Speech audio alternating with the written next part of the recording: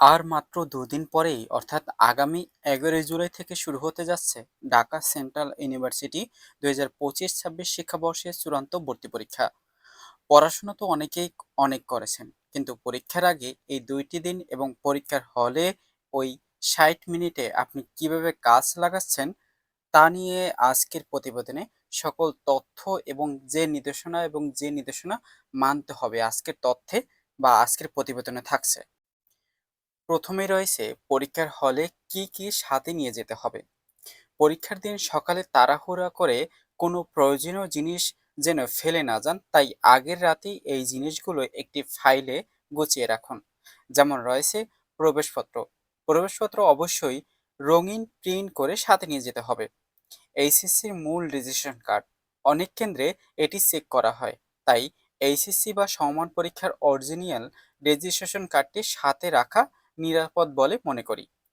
কলম, ওয়েমারে বৃত্তি বরাদ করার জন্য অন্তত ২টি কলম ভালো মানের বল পয়েন্ট কলম সাথে রাখবেন।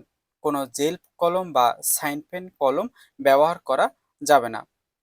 ঘড়ি ও ইলেকট্রনিক্স, ডিজিটাল ঘড়ি, ক্যালকুলেটর বা কোনো ধরনের ইলেকট্রনিক্স ডিভাইস সম্পূর্ণ নিষিদ্ধ, তাই সময় দেখার জন্য সাধারণ অ্যানালগ ঘড়ি ব্যবহার করতে পারেন যদি কেন্দ্রে অনুমতি থাকে, অন্যথায় হলের দেয়ালে ঘড়ি দেখতে পারবেন। ওয়েমার শিট পূরণের দিক নির্দেশনা, পরীক্ষার হল প্রশ্নপত্র পাওয়ার আগে আপনাকে ওয়েমার শিট দেওয়া হবে। মনে রাখবেন, ওয়েমারের ভুল হলে আপনার পুরো খাতাই বাতিল হয়ে যেতে পারে, তাই বৃত্ত বরাটের সময় এই বিষয়গুলো খেয়াল রাখুন।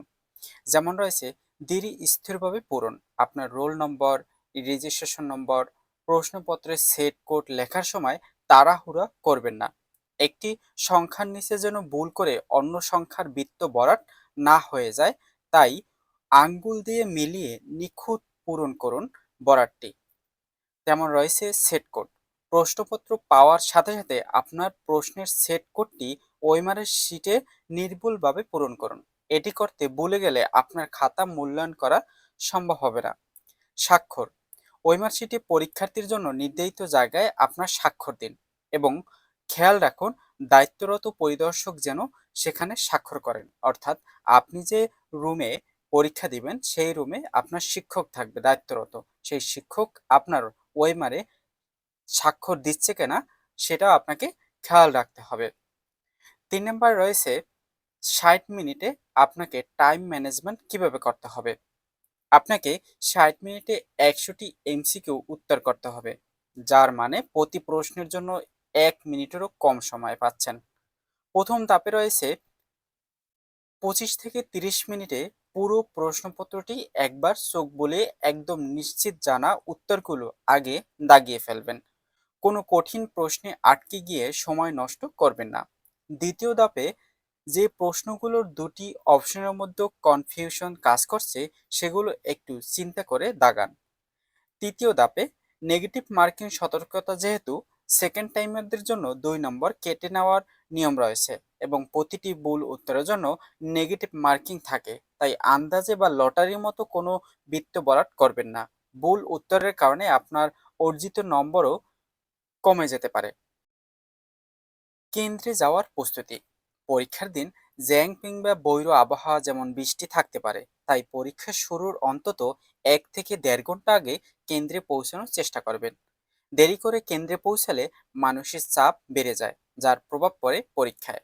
আর পরীক্ষার আগের রাতে কোনোভাবেই রাত জাগবেন না, অন্তত ৬ ঘন্টা শান্তিতে ঘুমানো জরুরি, যাতে পরীক্ষার হলে আপনার মস্তিষ্ক সঠিকভাবে কাজ করতে পারে।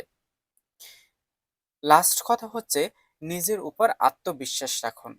এই কয়েক মাস আপনি যে পরিশ্রম করেছেন তার সেরাটা দেওয়ার সময় এখন চলে এসেছে।